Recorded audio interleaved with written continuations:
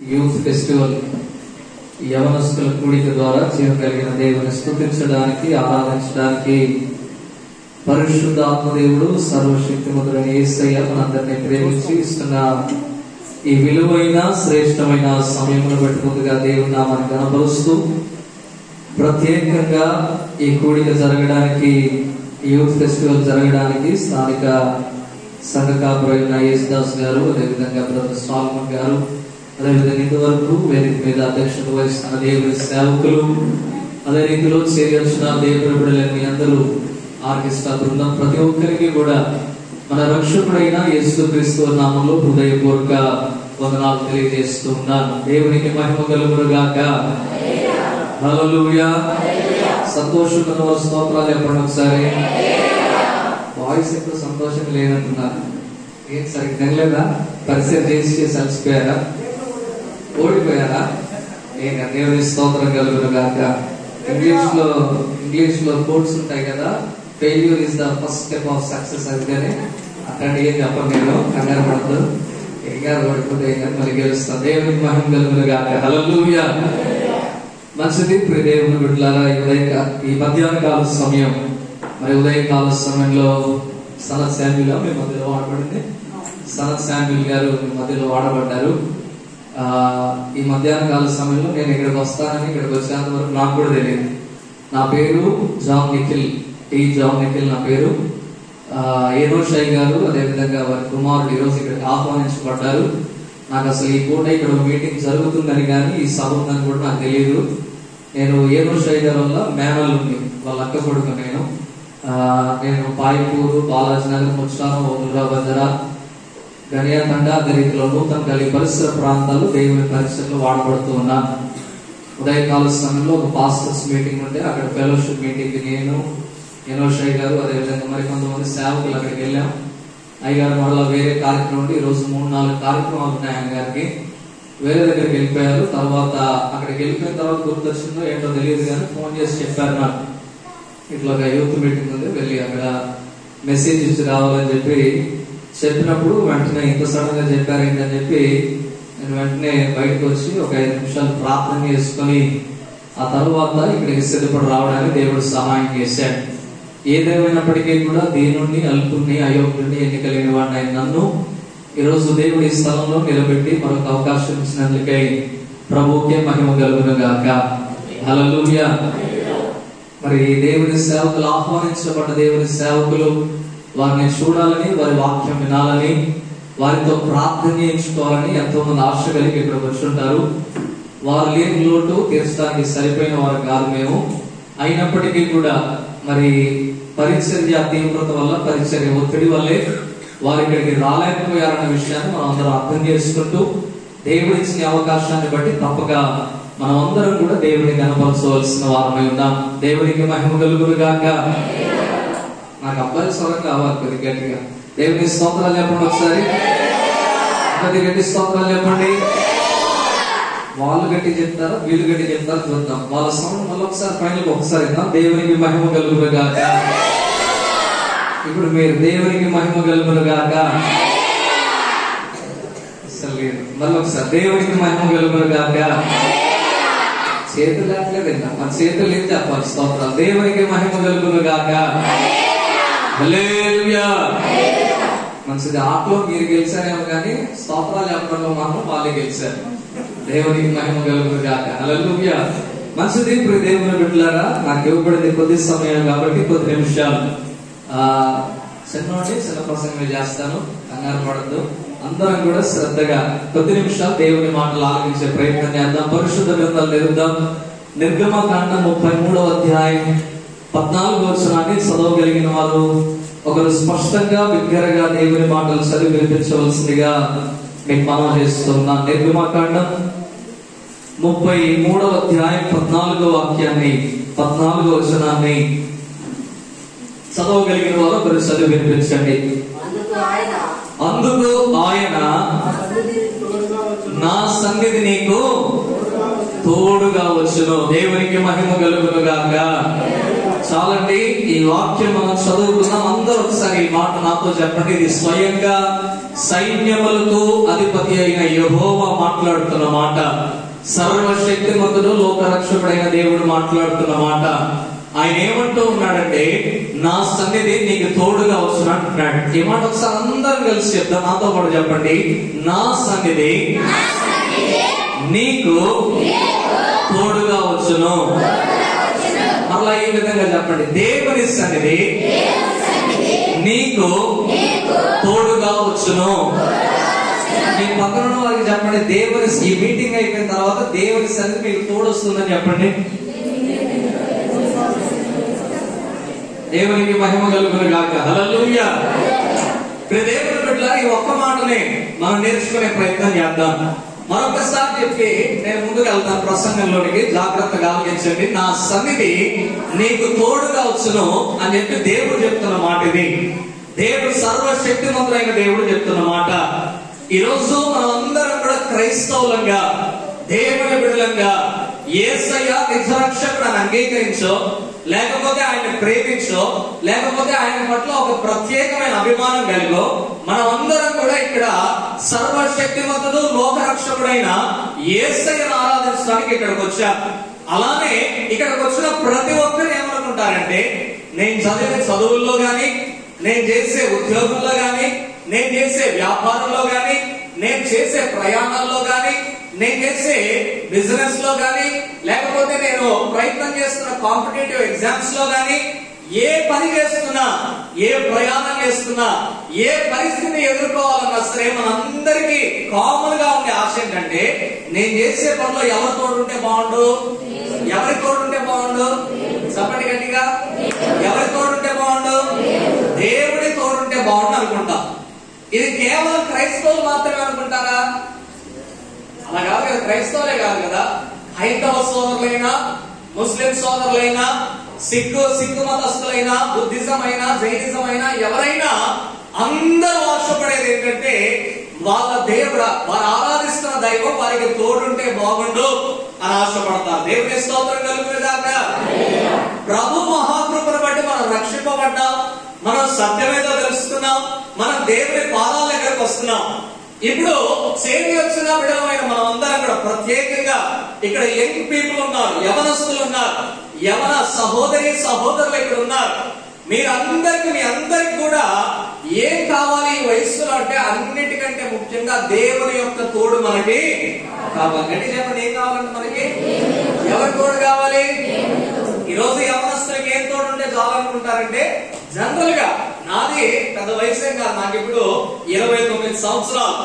29 సంవత్సరాలు అంత కట్ చేస్తే ఒక 6-7 సంవత్సరాల కిందట నా జీవితం కూడా అందరూ ఈరోజు లోకల్లో ఎలా ఉన్నారో అలానే ఉండేది. కొన్ని రోజులు ఇంటర్ డిప్లొమా స్టేజ్కి వచ్చేసరికి నాకు ఎప్పుడున్నా లేకపోయినా ఒక మంచి బండి ఉంటే చాలు అనుకునేవాడిని. ఒక మంచి బండి తోడుంటే చాలు. నేను రోజు మా అమ్మ బండి కొనిస్తే దాన్ని దూడుచుకుంటూ ఊరంతా తిరిగిపోతామని ప్లాన్ చేసేవాడిని. తర్వాత బండి పోయిన తర్వాత ఆ ప్రేమ, ఆ మప్పు దేని మీదకి వెళ్ళిందంటే ఫోన్ మీదకి వెళ్ళింది. మంచి ఫోన్ ఉంటే చాలు అని చెప్పి, మంచి ఫోన్ ఒకటి ఉంటే చాలు, మంచి మొబైల్ ఉంటే చాలు, అందులో ఫోటోలు దిగొచ్చు, ఇన్స్టాగ్రామ్ లో పెట్టొచ్చు, ఫేస్బుక్ లో పెట్టొచ్చు, స్నాప్చాట్ లో పెట్టొచ్చు, ఇలా ఎందులో పడితే అందులో ఇష్టం వచ్చినట్టుగా పెట్టుకోవచ్చు. బండి కంటే ముఖ్యంగా ఏది ఉండాలి ఇప్పుడు నాకు? ఫోన్ ఉండాలని అనిపించింది. కొన్ని రోజులు ఫోన్ ఉంటే బాగుండి అనిపించింది, కొన్ని రోజులు బండి ఉంటే బాగుండి అనిపించింది. ఇవి రెండు వచ్చిన తర్వాత నా వయసుకు తగ్గ అమ్మాయి, ఒక గర్ల్ ఫ్రెండ్ ఉంటే బాగుండి అనిపించింది. అనిపించిందా, అనిపించలేదా? ఇక్కడ ఎవ్వరికి అనిపించలేదని చెప్తే అది కటికాబద్ధమే. దేవుని స్తోత్రం కలుగును గాక. నేను నమ్మను అసలు ఇట్లాంటి. అదవుతుందా? యవనస్తులు ప్రత్యేకంగా ఈ రోజు ఇంతకుముందు పాడని డిగ్రీ దా రావాలి, ఇప్పుడు అలా కాదు, 7-8 వస్తే చాలు. దేవుని స్తోత్రం కలుగును గాక. అవునా? ఇంతకుముందు కనీసం జనరేషన్ గ్యాప్ ని బట్టి, లేకపోతే ఆ అప్డేట్ అవ్వడంలో, ఇప్పుడు ఫోన్, మనం ఒక ఫోన్ వాడినా సరే సాఫ్ట్వేర్ అప్డేట్ అని 2 నెలలకు ఒకసారి వచ్చేసింది ఫోన్ లో. ఆల్రెడీ ఒక సాఫ్ట్వేర్, మనం ఒక ఓఎస్ వాడుతున్నాం, ఒక ఆపరేటింగ్ సిస్టమ్ వాడుతున్నాం, మళ్ళీ 2 నెలలకు ఒకసారి ఏదో ఒక అర్ధరాత్రి new software version is available to update అని వస్తుంది. అంటే కొత్త సాఫ్ట్వేర్ అప్డేట్ చేసుకోమని. అలానే ఇంతకు ముందు మనుషులు కూడా అప్డేట్ అవ్వడానికి కొద్ది టైం పట్టేది. డిగ్రీ దాకో, బీటెక్ దాకో, లేకపోతే ఇంకేదో ఒక 5 25-26 సంవత్సరాలు ఆగితే కానీ అప్డేట్ అవ్వలేరు. పాడైపోవడానికి 2 సంవత్సరాలు పట్టేది. ఇప్పుడు అలా కాదు, 7వ తరగతికి 8వ తరగతి వస్తే చాలు పాడైపోవడానికి. దేవుని స్తోత్రం కలుగును గాక. హల్లెలూయా. అవునంటారా కాదంటారా? కాబట్టి ఇది మనం ఒప్పుకోవాల్సిన నిజం. అర్థమవుతుందా? ఒప్పుకోవాల్సిన నిజం, అంగీకరించాల్సిన వాస్తవం. కాబట్టి అందరూ జ్ఞాపకం ఉంచుకోవాల్సింది ఏంటంటే, ఒక వ్యక్తి, ఒక యవనస్తుడు 10th వరకు తన మైండ్ సెట్ ఒకలా ఉంటది. 8th దాకా మంచి బైక్, ఏమంటారు, సైకిల్ ఉంటే కావాలనుకున్నాను. మా ఫ్రెండ్స్ అందరి మధ్యలో స్కూల్ గ్రౌండ్ లో సైకిల్ వేసుకుని వస్తుంటే అందరూ అలా చూడాలి. అసలు ఆ ఎలివేషన్, ఆ రావడం అదంతా వేరే ఉండాలి. మొత్తం మా స్కూల్లో సార్లు, టీచర్లు, ఇంగ్లీష్ మేడం మరీను అలా చూసి అసలు బాబు ఏమొచ్చారా బాబు అన్నట్టు ఉండాలని అనిపించేది అనమాట. దాని తర్వాత 10th వచ్చేసరికి మైండ్ విధానం, ఆలోచించే విధానం మారిపోయింది. ఇంకెన్ని రోజులు సైకిల్ మీద తిరుగుతాం అని చెప్పి ఏరోషాయి గారి దగ్గర అప్పట్లో ఒక పాత ఫ్యాషన్ ప్లస్ ఉండేది. వీళ్ళు మీటింగ్లకు వెళ్ళిపోయారు కదా, అయ్యగారు పని ఏంటి లేదు, మీటింగ్లకు వెళ్ళిపోయారు. అయ్యగారు వాళ్ళ పిల్లలకి భయంకరమైన ప్రైవసీ దొరికింది అనమాట. సో నేను ఏం చేసామంటే, వెళ్ళిపోయిన తర్వాత ఆ తాళాలన్నీ ఎక్కడన్నా ఎత్తి ఆ తాళం తీసి మెల్లగా బండి స్టార్ట్ చేసి వెనకాల హల్లెలూయా గ్రౌండ్స్ అన్న గ్రౌండ్ ఉండేది చర్చ్ వెనకాల. ఆ గ్రౌండ్ లో ఇక కింద పట్టడం లేవటం ఆ బండి వేసుకొని మొత్తం గిరా తిప్పుకొని వచ్చేవాడు. మీరు నమ్ముతారో 2 రోజుల్లో బడి రావడం వచ్చేసింది. దేవునికి మహిమ కలుగును గాక. అంటే స్తోత్రాలు చెప్తారా సరే? బానే ఉన్నారా? మా దగ్గర మా చర్చ్ లో ఆంధ్ర వాళ్ళు ఎక్కువ ఉంటారు. అంటే రాజమండ్రి, వెస్ట్ గోదావరి, ఈస్ట్ గోదావరి అంటే సెటిల్ అయిన వాళ్ళు, వాళ్ళంతా ఇలానే మాట్లాడతారు. మొత్తం ప్యూర్ ఆంధ్ర స్లాంగ్ అనమాట. ఏ బాబు ఏమవుతుంది ఏంటి, మన దూరదర్శనం రాలేదేంటి, ప్రార్థన పెట్టలేదేంటి మా ఇంట్లో అని చెప్పి ఇలా మాట్లాడతారు. చాలా నవ్వొస్తా ఉంటుంది అనమాట. అయితే వాళ్ళందరూ కూడా చర్చకు వచ్చిన తర్వాత ఏం చేస్తారంటే, పాపం ఇంట్లో ఆదివారం వచ్చినప్పుడు కూడా బాగా సమృద్ధికి తినొస్తారనమాట. తినొస్తారనుకుంటా. చర్చికి వచ్చిన తర్వాత కొండపల్లి బొమ్మల్లాగా అట్లే చూస్తూ ఉంటారు. నాకెళ్ళి ఏమో బతుకుందా లేకపోతే దేవుడి రాజ్యంలోకి వెళ్ళిపోయిందా, నిద్రపోతుందా లేస్తుందా అనేది నాకు అర్థం కాదు. చాలాసేపు అమ్మ ఉన్నారా మరి ఏం గారు అంటే ఓకే దేవుని స్తోత్రం కలుగును గాక. కాబట్టి ఈరోజు యూత్ మీటింగ్ కొద్దిగా యాక్టివ్ ఉండాలి అందరూ. దేవునికి మహిమ కలుగును గాక. 2 చేతుల పైకి స్తోత్రాలు చెప్పండి. ఏంటో యూత్ మీటింగ్ లో ఎనభై ముసలోళ్ళ తగులుకున్నాడు మొత్తం స్తోత్రాలు అని చెప్పి అలా అనుకుంటున్నారు కొంతమంది. దేవుడికి యెహోవాను స్తుతించడం మంచిదా చెడ్డదా? మంచిది. కాబట్టి ఆ స్తుతులు చెల్లించడం వల్ల మన జీవితాలు మారుతాయి, మన బేసిక్స్ ఉంటాయి. మనం రోజు ప్రార్థన, బైబిల్ ఇవన్నీ కాకపోయినా కొన్ని చేయాల్సినవి చేసినా దేవుడు వాటి ద్వారా మన జీవితాలు మారుస్తాడు. దేవునికి మహిమ కలుగును గాక. అయితే 10th దాకా సైకిల్ ఉంటే బాగుండు అనిపించింది, ఇంటర్ వరకు బైక్ ఉంటే బాగుండు అనిపించింది, తర్వాత ఫోన్ ఉంటే బాగుండు అనిపించింది. ఇవన్నీ వచ్చిన తర్వాత ఇప్పుడు బండి వచ్చింది, జేబులో కావాల్సిన ఫోన్ వచ్చింది. ఇప్పుడు ఈ 2 తగులుకున్న తర్వాత ఆ ఫోన్ లో ఎవరు కావాలనిపిస్తుంది? ఈ ఫోన్ ఉత్తకుంటే ఏం ఉపయోగం? దీనివల్ల దిగే ఫోటోలు పంపించడానికి ఒక మనిషి ఉండాలి. ఈ ఫోన్ లో సిమ్ ఉంది కాబట్టి మాట్లాడటానికి ఎవరు ఉండాలి? ఒక మనిషి ఉండాలి. కాబట్టి ఇప్పుడు నాకు ఎవరు కావాలి? ఒక గర్ల్ ఫ్రెండ్ ఉంటే బాగుండు అనిపిస్తుంది. ఇవన్నీ అయిపోయిన తర్వాత 26-27 సంవత్సరాలు వచ్చిన తర్వాత తేలిన ఫలితార్థం ఏంటంటే ఇవన్నీ కూడా వ్యర్థం అని అప్పుడు అర్థమైంది. దేవుని స్తోత్రం కలుగును గాక. హల్లెలూయా. కాబట్టి దానికంటే ముందే ఈరోజు దేవుడు చెప్తున్న మాట ఏంటంటే, ఈ రోజు నీ వయస్సును బట్టి నీకు అలా అనిపించడంలో తప్పేం లేదు. కానీ ఆల్రెడీ అక్కడ నుండి వచ్చిన వారైన మేము మీకు చెప్పగలిగిన ఒకే ఒక ఫ్యాక్ట్, ఒకే ఒక వాస్తవం, ఒకే ఒక సత్యం ఏంటంటే, ఇవేవి కూడా మన జీవితాలను బాగు చేసేవి కావు. ఇవి తోడున్నా లేకపోయినా ఏం కాదు, బండి ఉన్నా లేకపోయినా, ఫోన్ ఉన్నా లేకపోయినా, గర్ల్ ఫ్రెండ్ బాయ్ ఫ్రెండ్ ఉన్నా లేకపోయినా ఏం కాదు. కానీ నీకు ఖచ్చితంగా ఎవరి తోడు ఉండాలంటే దేవుని యొక్క తోడు నీకు. ఈ వయసులో ఎవరి తోడు కావాలంటే చెప్పండి మనకి? ఎవరి తోడు కావాలంట? దేవుని తోడు మనకి కావాలి. బైబిల్ ఎంతమంది చదువుతారో లేదు కానీ దీని ఉపోద్ఘాతం చాలా స్పష్టంగా క్లియర్ గా ఒక 2 నిమిషాల్లో చెప్తాను వినండి. ఇజ్రాయెల్ ప్రజలు దాదాపు 430 సంవత్సరాలు ఐగుప్తు దేశంలో బానిసలుగా ఉన్నారు. వారిని దేవుడు ఐగుప్తు బానిసత్వం నుండి విడిపించి ఒక వాగ్దాన భూమికి, పాలు తేనెలు ప్రవహించే దేశానికి, ఒక మంచి నేలకి వారిని పంపిస్తా అన్నాడు. దాని పేరేం పేరు చెప్పండి? ఏ భూమిలో పంపిస్తా అన్నారు? ఏ దేశంలోనే పంపిస్తా అన్నాడు ఆయన? గడి చెప్పడం ఒకసారి ఎక్కడికంట? కానాను దేశానికి, వాగ్దాన భూమైన కానాను పంపిస్తా అన్నాడు. దానికోసం ఆ లక్షల మంది ప్రజలను బయటికి రప్పించడానికి ఒక లీడర్ అయిన మోషే వారి కోసం ఏర్పాటు చేశాడు. మోషే వెళ్ళాడు, అక్కడ 10 రకాలైన సూచక్రియలు జరిగించాడు, వారందరిని తీసుకొని వచ్చాడు. వస్తా ఉంటే వెనకాలేమో ఇజ్రాయెల్ ప్రజలు, ముందేమో మోషే. అలా వెళ్తా ఉంటే వారికి ఏమంటే వచ్చిందంట, సండే స్కూల్ కథ ఇది చెప్పకపోతే కష్టం. సండే స్కూల్ పాస్ అయిన వాళ్ళు యూత్ మీటింగ్ దాకా వచ్చుంటారు, అంతేనా? కాబట్టి మీరందరూ చెప్పాలి. ఎక్కడ దాకా వచ్చారంటే ఇప్పుడు ఎక్కడ దాకా వచ్చారంట? ఎర్ర సముద్రం వచ్చారు. ఎర్ర సముద్రం వస్తే ముందు చూస్తే ఎర్ర సముద్రం, వెనకాల చూస్తే వెనకాల ఉన్నారు సాల్మయ్య గారు, ఇంకా సురేష్ గారు, వీళ్ళందరూ ఉన్నారంటారా? వెనకాల ఎవరున్నారు? ఫరో సైన్యం ఉన్నారు. దేవునికి మహిమ కలుగును గాక.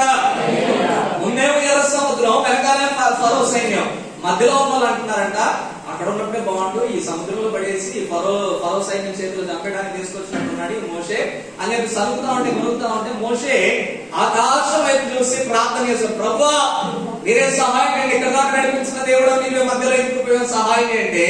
దేవుడు ఏం చేస్తాడంటే ఎర్ర సముద్రమును, చెప్పండి గట్టి చెప్పండి, ఎర్ర సముద్రమును. వాయిస్ లిప్సింగ్ ఇస్తున్నారు. ఇన్స్టాగ్రామ్ చూస్తారా? ఇన్స్టాగ్రామ్ చూస్తారా? ఇన్స్టాగ్రామ్ లో కొంతమంది పాటలు పాడుతూ ఉంటారు. ఈ మధ్య మరీ ఫ్యాషన్ ఏమైపోయింది తెలుసా? కొంతమంది అమ్మాయిలు కూడా తయారయ్యారు. ఏంటంటే వాళ్ళు సినిమా పాటలకు లేని, వాళ్ళు సినిమా పాటలు డాన్స్ చేస్తే మేము దేవుడి పాటలు ఎత్తే తప్ప, దేవుడి పాటలు లిప్సింగ్ చేస్తే తప్ప అని చెప్పేసి దేవుడి పాటలు పెట్టుకోవడం, అందులో మంచిగా రెడీ అయ్యి ఆ పాట పాడే తక్కువ. ఇలా చెప్పింది రింగు ఇది ఉంటారు కదా, గాలి చేయించడం, ఈ చేతులు పొంగరాలు ఇలా పెట్టుకుని స్తోత్రం చెల్లించడానికి ఎక్కడెందుకు అర్థం కాదు, మామూలు చెల్లించవచ్చు కదా.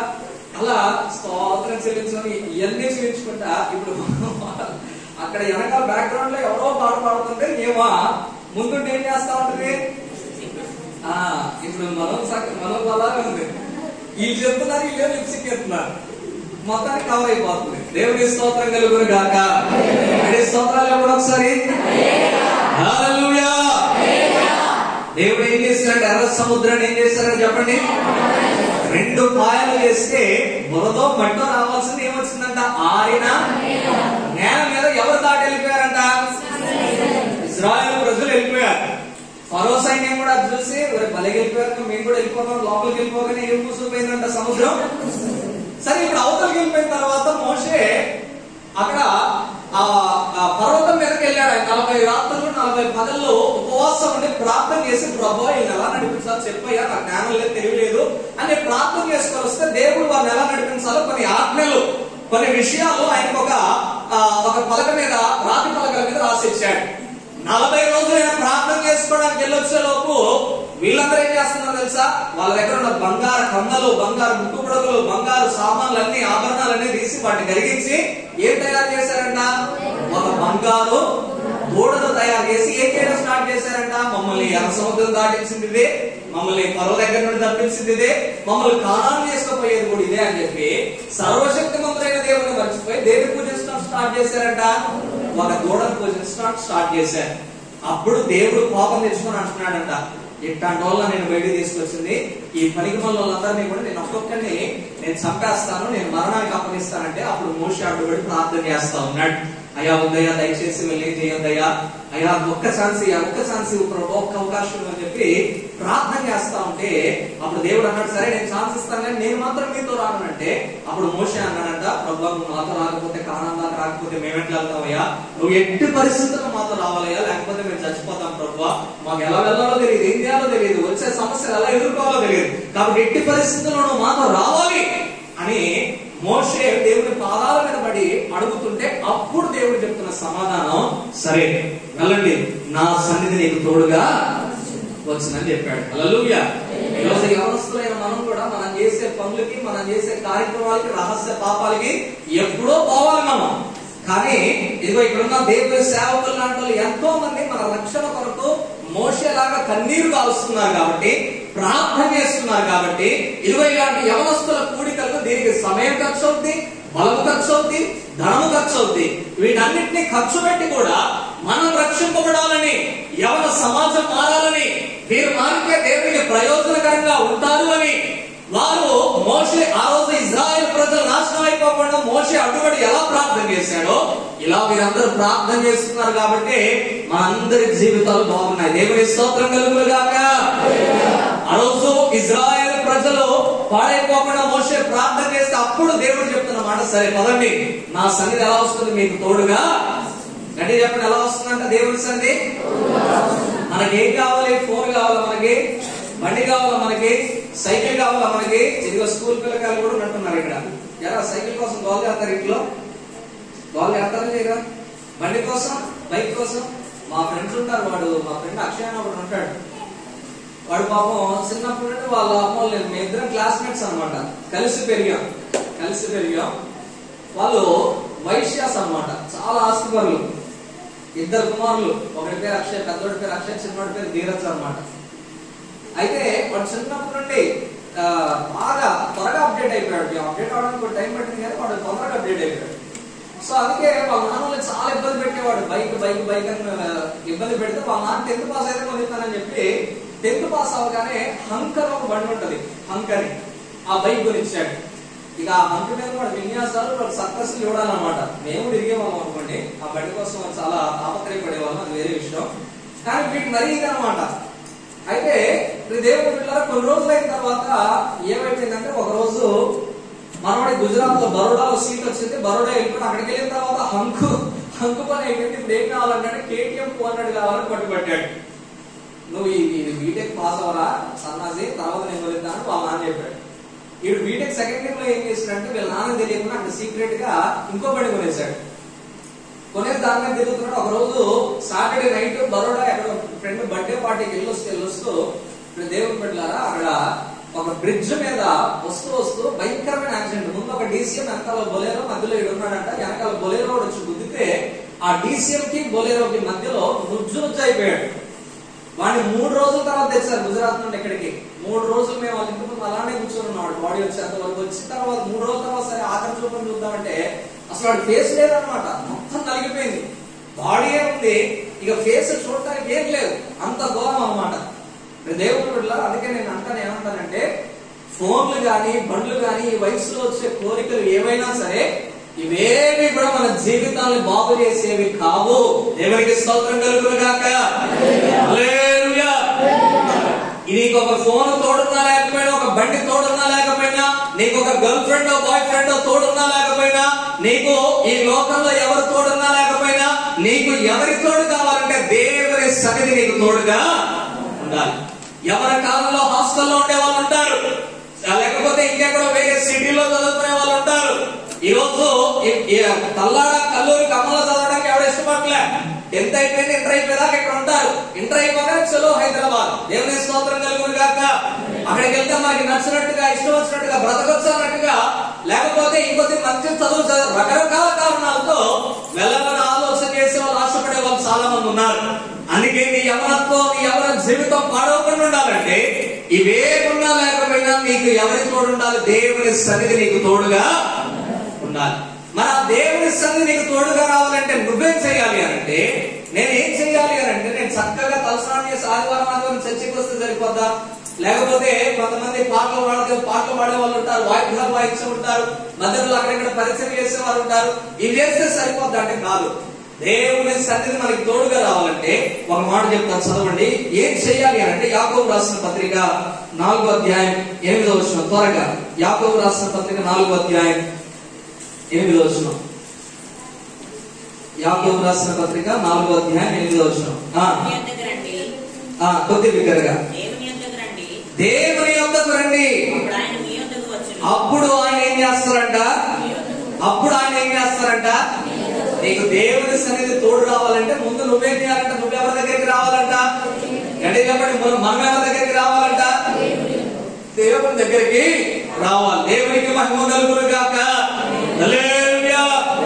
దేవుని సన్నిధి నీకు తోడుగా రావాలంటే, దేవుని సన్నిధి నువ్వు చేసే పనులు, నువ్వు చేసే ప్రయాణాలు, నువ్వు చదివే చదువులు, నువ్వు లేకపోతే నువ్వు చేస్తున్న ప్రయత్నాలు, నువ్వు చేసే ఉద్యోగంలో, నీకు దేవుడి సన్నిధి ముందు నీకు తోడు రావాలంటే నువ్వెప్పుడు ఎవరి దగ్గరికి వస్తూ ఉండాలంట? దేవుడి దగ్గరికి వస్తూ ఉండాలంట. హల్లెలూయా, హల్లెలూయా. ఈరోజు ఎక్కడ తిరగడానికైనా మనకి టైం ఉంటుంది, కానీ ఎక్కడికి రావడానికి టైం ఉండదు. చర్చికి రావడానికి టైం ఉండదు, మందిరానికి రావడానికి టైం ఉండదు. అక్కడ మన కోసం ఒక ఇంట్రెస్టింగ్ పర్సన్ ఎవరైనా ఉంటేనే వెళ్తారు చర్చికి. అంతేకాదు అక్కడ మిగతా వాళ్ళు ఎవరు కూడా చర్చిలకు రాదు. దేవుని స్తోత్రం కలుగును గాక. అర్థమవుతుందని చెప్పేది మనే అర్థమవుతుంది, అర్థం కానట్టు ఉంటున్నారు అంతే. నాకు తెలుసా సగం అంత. దేవుని స్తోత్రం కలుగును గాక. ఈరోజు చర్చికి రావాలని ఇదే బాధ అయిపోయింది. ఎన్ని కూడా సాధారణ పనులు జాగ్రత్తగా ఉండాలి. ఎవరు బిడ్డలారా, మనం దేవుని సన్నిధికి, దేవుడు నీకు తోడుగా ఎంత ట్రై చేసి ఇంకా సక్సెస్ అవ్వట్లేదు, ఎంత ట్రై చేసి ఇంకా ఫెయిల్ అవుతూనే ఉన్నావు అంటే నీ రూట్, నీ దారి సరిగ్గా లేదు. దాన్ని మార్చుకో. ముందు దేవుని కోసం దేవుని మందిరానికి రా, దేవుని పని చేయడానికి దేవుని మందిరానికి రా, దేవుని పరీక్షల్లో వాడబడటానికి దేవుని దగ్గరికి రా, దేవుని దగ్గర ఏదో ఒకటి నేర్చుకోవడానికి దేవుని దగ్గరికి రా. అప్పుడు ఖచ్చితంగా నీకు ఎవరు తోడుగా వస్తారు? దేవుడు నువ్వు చేసే పనిలో కూడా ఆయన నీకు తోడుగా వస్తాడు. హల్లెలూయా. నువ్వు దేవుడి దగ్గరికి రాకుండా దేవుడు నాకు తోడుగా లేడయ్యారు. మా చర్చిలో కొంతమంది ఉంటారు, ఎంత ప్రార్థన చేస్తున్నా అయ్యారు, ఎంతో ప్రార్థన చేస్తున్నా అయ్యారు, అయినా సరే ఈ నడుము పెయింట్ 4 రోజుల నుండి తగ్గట్లేదు అంటారు. ఎక్కడ ప్రార్థన చేస్తున్నా అంటే ఇంట్లోనే చేస్తున్నాం అంట. ఎలా ప్రార్థన చేస్తున్నా అంటే మంచం ఉంటుంది దగ్గర మంచం పక్కన మోకాలు వేసుకొని చేసుకుంటాను. ఎంతసేపు ప్రార్థన చేస్తున్నా అంటే ఉదయం లేకుండా చేస్తాను, మధ్యాహ్నం పనికి వచ్చిన తర్వాత చేస్తాను, రాత్రి కూడా చేస్తాను అంట. అలా కాదమ్మా, చర్చికి వచ్చి ఒక రోజు ఉపవాసం ప్రార్థన చేయొచ్చు కదా అంటే మా ఆయన కంప్లీట్ అయ్యారు అంట. అంటే చెప్పే కారణాలను ఆమె చెప్పుకోండి. ఒకరోజు ఉపవాసం ప్రార్థన చేయమంటే మాత్రం చాలు కాదు. ఇంట్లో మాత్రం రోజుకు 5 నిమిషాలు 10 నిమిషాలు చేస్తుందంట. ఇప్పుడు ఏం తగ్గాలంటే ఆ నడుము నొప్పి తగ్గాలంట. దేవుని స్తోత్రం కలుగును గాక. హల్లెలూయా. డాక్టర్ దగ్గరికి వెళ్ళింది, టెస్ట్లు అన్ని చేయించుకుంది, అన్ని చేయించుకుంటే అయ్యా అసలు నడుము నొప్పి ఎలా అవుతుందో మాకు అర్థం కావట్లేదు, ఏమీ లేదని చెప్పి వాళ్ళు చెప్తున్నాడు. పెద్దగా నీకు సమస్య లేదమ్మా, నీ నడుము కూడా నీ ఎముకలే వరిగిపోలేదు, బాగానే ఉన్నాయి, మరి నువ్వే జాగ్రత్త చూసుకోవాలి కానీ ఏంటో మాకు అర్థం కావట్లేదు అని చెప్పారు. అప్పుడు మేము చెప్పాము, అమ్మా మీరు ఎలానో గుడికొచ్చారా లేదు, మేమన్నా 2 రోజులు ఉపవాసం ఉండి మీ ఇంట్లో ప్రార్థన పెడతాం. అప్పుడు నేను నడుము నొప్పి ఆమె బాధేవుడు చూద్దామని చెప్పి 2 రోజులు ఉపవాసం ఉండి ప్రార్థన చేసి ఇక 3వ రోజు ఆఖరికి మీటింగ్ పెట్టి కూడికి అందరికి భోజనాలు. ఆ 3వ రోజు కూడికి 7ంటికి స్టార్ట్ అయ్యే కూడికి 5ంటికి మేము వెళ్ళాం. 2 గంటల ఉపవాసం ప్రార్థన చేద్దామని. ప్రార్థన చేస్తుంటే సౌండ్ చేస్తుంది, ప్రార్థన చేస్తుంటే సౌండ్ చేస్తుంది. నాకు అర్థం కావట్లే, ఇదేంట్రా బాగా ఉంటారు కదా అందరూ, మేము స్తోత్రం ప్రభు స్వస్థపరచని చెప్పి మేము ఉపవాసం ప్రార్థన చేస్తుంటే ఆమెము అని సౌండ్ చేస్తుంది. నేను బయట కుక్క పిల్ల వచ్చిందేమో, కుక్క పిల్ల వస్తుందేమో అని చెప్పి నేను అనుకుంటున్నా. తీరా మెల్ల కళ్ళు వేసి చూసాను, కళ్ళు వేసి చూస్తే ఎదురుగా మోకాళ్ళు వేసి అని అవుతుంది. ఊరి నాయన ఏమైతే ఏమని చెప్పి మెల్ల కొద్దిగా ఎక్కడో తేడా పడుతుంది అన్నట్లు స్టార్ట్ అయింది అనమాట లోపల. అయితే ఇక అలా శబ్దాలు ఒక 5 నిమిషాలకు మరీ ఎక్కువైపోయాయి. అందరూ అమ్మ అందరూ స్తోత్రాలు చెప్పడం అడగని పరిస్థితి, ఈమె చేసినట్టే ఉందని చెప్పి అలా అందరితో స్తోత్రాలు చెప్పించుకుంటూ ఇక ప్రార్థన తీసుకొని ఆ వ్యక్తి మీద చేయబెట్టి ప్రార్థన చేస్తే ఒక పెద్ద కేక పెట్టి ఆమె అలా కూలిపోయింది అనమాట. అప్పుడు లేచిన తర్వాత అయ్యారు నన్ను నొప్పి అయ్యారు అని అంటారు. అలా పోయి దేవుని బిడ్డలారా, కొన్ని మనకి తెలియని దురాత్మలు, తెలియని శక్తులు కొన్నిసార్లు మనం ఆవరిస్తాయి. చర్చికి వస్తున్నాం, ప్రార్థన వస్తున్నాం, నాకేం ఉండదని చెప్పి అనుకుంటున్నాం. కానీ చర్చికి వచ్చినా సరే కొన్ని నేను పట్టుకొని ఉంటాయి. అందుకే అవన్నీ పోవాలంటే నువ్వు నిజంగా దేవుని కోసం రావాలి, నువ్వు నిజంగా దేవుని కొరకు ఇక్కడ వాడబడాలి, నువ్వు నిజంగా దేవుని కొరకు ఇంకా అనేక మంది ఇక్కడికి వచ్చేలాగా నీ సేవకులతో పాటు కష్టపడాలి, మందిర పరిచయం చేయాలి, మందిర పనులు చేయాలి, ఈ సేవను నీ భుజాల కాడి మీద వేసుకొని మోయాలి. ఆ రీతిగా మనం వాడబడగలిగినట్లయితే నువ్వు దేవుడి దగ్గరికి రాగలిగితే దేవుడు నీకు, దేవుని సన్నిధి నీకు తోడుగా వస్తుంది. దేవునికి స్తోత్రం కలుగును గాక. ఐపీఎల్ మ్యాచ్లు జరుగుతున్నాయి, చూస్తున్నారా? చూడలేదా? మీరు చూడలేదు, వాళ్ళకి తెలుస్తున్నాను. చూసారా? చూస్తున్నా. రాత్రి ఎవరి మ్యాచ్ తెలీదా? DC Mumbai second match. First match CSK, అదే RCB అను రాజస్థాన్ రాయల్స్ RCB. అంతేనా? తప్పేం లేదు, క్రికెట్ అప్పుడప్పుడు చూడొచ్చు, ఇప్పుడు చూడకూడదు. దేవుని స్తోత్రం కలుగును గాక. భయంకరమైన పిచ్చి అన్నమాట క్రికెట్ అంటే. నాకు కూడా ఇంతకుముందు విపరీతంగా ఆడేవాడు అనమాట. ఇప్పుడు వీళ్ళని కొన్ని లక్షల కోట్ల రూపాయలు పెట్టి కొన్నారు. 11 మంది ఆడతారు, 11 మంది క్రికెట్ ఆడతారు. 11 మంది బౌలర్స్ టీం ఉంటుంది, 2 బ్యాట్స్మెన్స్ ఉంటారు, 2 ఎంపైర్స్ ఉంటారు. ఒకడు ఇక్కడ ముందు మెయిన్ ఎంపైర్, తర్వాత లెగ్ ఎంపైర్ అని ఒకడు ఉంటాడు. ఇప్పుడు ఇక్కడ ఐపీఎల్ టీమ్స్ ఉన్నాయి కదా, సిఎస్కే, డిసి, ముంబై, ఆర్సీబీ ఇలా ఉన్నారు కదా. ఆర్సీబీ ఫ్యాన్స్ అంతా చేయొద్దు ఒకసారి, అతను పర్లే. ఆర్సీబీ ఫ్యాన్స్ అంతా చేయొద్దు ఒకసారి. విరాట్ కోహ్లీ మిగతా వాళ్ళంతా అసలు మీ క్రికెట్ అవసరం, అసలు మీకు సంబంధం లేదా, చేయట్లే కదా. దేవుని స్తోత్రం. ఆర్సీబీ వాళ్ళు చేయొద్దండి. మరి ముంబై వాళ్ళు చేయొద్దండి. ముంబై ఒకటి, సిఎస్కే అసలు మీరంతా స్టార్ మా క్యాష్ ఇయ్యనా? మీకు ఐపీఎల్ సంబంధం లేదా? బిగ్ బాస్, జబర్దస్త్ ఇయ్యనా? ఆర్సీబీ వాళ్ళు ఎంతమంది, సిఎస్కే వాళ్ళు ఎంతమంది, ముంబై వాళ్ళు ఎంతమంది, ఇంకేముంది లక్నో వాళ్ళు ఎంతమంది, ఎస్ఆర్హెచ్ వాళ్ళు ఎంతమంది? సారీ అసలు హోమ్ టీమ్ మర్చిపోయాను నేను. దేవుడి స్తోత్రం కలుగును గాక. హల్లెలూయా. ఏంటన్నా సరిగ్గా చేతులు లేట్లేదు అనుకుంటున్నా నేను. సరే మొత్తం లేదు బ్రదర్ సార్. దేవుని స్తోత్రం కలుగును గాక. హల్లెలూయా. ఇప్పుడు మీ అందరికి ఒక ప్రశ్న. అసలు ఎస్ఆర్హెచ్ మన హోమ్ టీం ఉంది కదా, హైదరాబాద్ టీము, వీళ్ళు గెలవాలి అంటే, ఇప్పుడు ఐపీఎల్ కప్పు కొట్టాలంటే వీళ్ళు ఏం చేయాలి? కప్పు కొట్టాలంటే వీళ్ళు ఏం చేయాలి? ముందు అందరూ కలిసి ఏం చేయాలి? వీళ్ళందరూ కలిసి ఎన్ని మ్యాచ్లు ఉంటే అన్ని మ్యాచ్లు ఖచ్చితంగా బరిలోకి దిగి ఆడాలి. దేవుని స్తోత్రం కలుగును గాక. అసలు ఐపీఎల్ కప్పు కొట్టాలంటే, ఐపీఎల్ లో కప్పు ఇంటికి తీసుకుని రావాలంటే వీళ్ళందరి 11 మంది కలిసి బరిలోకి దిగాలి, బరిలో ఆడాలి, పోరాడాలి, గెలవాలి. అప్పుడే ఏమొచ్చింది? మనకి కప్పు వచ్చింది. మమ్మల్ని ఎన్ని కోట్లు పెట్టుకున్నారు, మేమెందుకు ఆడాలి, మారేం చేయండి, మేమేంటి, మేము కూర్చొని ఉంటాం, మేము మీలా టీవీలో చూస్తాం, మళ్ళా కాలు కూడా కూర్చొని టీవీలో చూసారు ఒక కప్పు వచ్చిందా? ఏం చేయాలి? నువ్వు గెలవాలంటే ముందు ఆడాలి. ఒక రాజకీయ నాయకుడు అన్నాడు అనుకోండి, రాజకీయ నాయకుడికి ఓట్లు కావాలి. ఎలక్షన్ కోడ్ వచ్చిన తర్వాత చూడండి, అందరూ వ్యాన్లు వేసుకొని తిరుగుతూ ఉంటాడు. వ్యాన్లు వేసుకొని తిరిగి పాంప్లెట్ ఇచ్చాలి, పాంప్లెట్ అక్కడ మీటింగ్లు పెట్టి వాళ్ళందరూ కూడా ఏం చేయమని అడుగుతారంటే, మాకోటేయండి అని చెప్పి అడుగుతా ఉంటారు. ఎందుకోనంటే వాడు గెలవాలి అని అంటే ముందు జనాల్లో ఏం చేయాలి? తిరగాలి. దేవుని స్తోత్రం కలుగును గాక. ఒక ఐపీఎల్ టీము లేకపోతే ఒక ఇండియా టీము ఆటలో గెలవాలి, కప్పు కొట్టాలంటే ముందు ఏం చేయాలి? వాళ్ళు ముందు ఏం చేయాలి? ఆడవద్దా? చెప్పండి, నోరు పోవాలని చెప్పండి. ఏం చేయాలి? ఆడవద్దా? అలానే దేవుడు కూడా నీకు తోడుగా రావాలంటే ముందు నువ్వెవరి దగ్గరికి రావాలి? దేవుడి దగ్గరికి రావాలి. అలానే కూర్చొని టీవీలో చూసినట్టుగా చూస్తామంటే కుదరదు. ఒక క్రికెట్ లో ఆటగాడైనా గెలవాలంటే ముందు స్టేడియం దాకా వచ్చి ఆడాలి. ఒక రాజకీయ నాయకుడికైనా ఓట్లు పడాలంటే ముందు ఎలక్షన్ కోడ్ పడిన తర్వాత ప్రజల్లోకి రావాలి.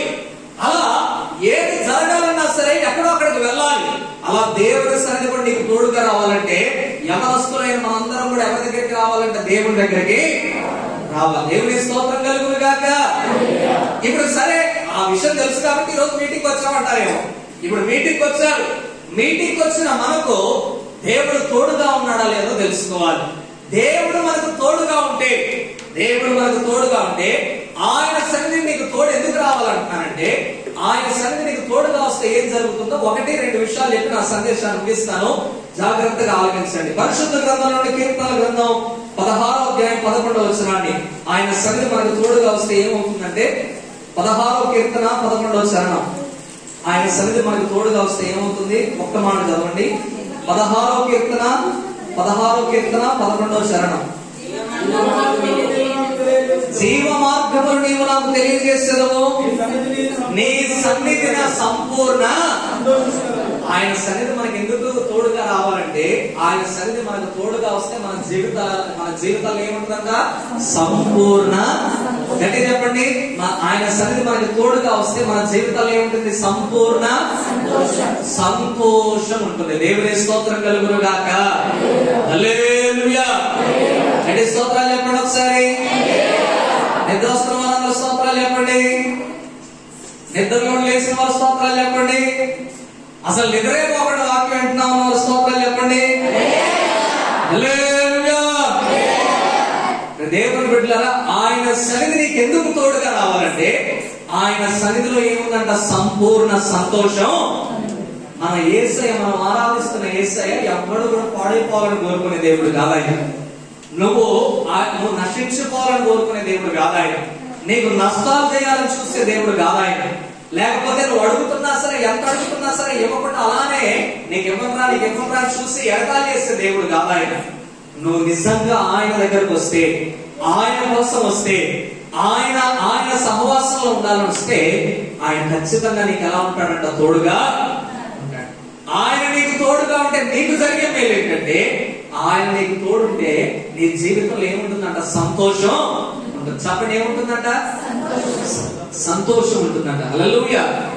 ఈరోజు చాలా మంది ఎక్కడ చూసినా, ఎవరు చూసినా సరే, దేవుని బిడ్డలారా, వారి జీవితంలో అన్నీ ఉంటాయి. చేసుకోవడానికి బట్టలు ఉంటాయి, తిరగడానికి కార్లు ఉంటాయి, ఉండడానికి పెద్ద బిల్డింగ్ ఉంటుంది. కానీ కదిలిస్తే ఏముంటుంది అంటే వాళ్ళ జీవితాల్లో సంతోషం ఉండదు. సంతోషం. యవనస్తులు కూడా అంతే. చాలా చిన్న జీవితం. యవనస్తులు అందరికీ కూడా చాలా చిన్న, ఇప్పుడిప్పుడే ఎదుగుతా ఉంటారు.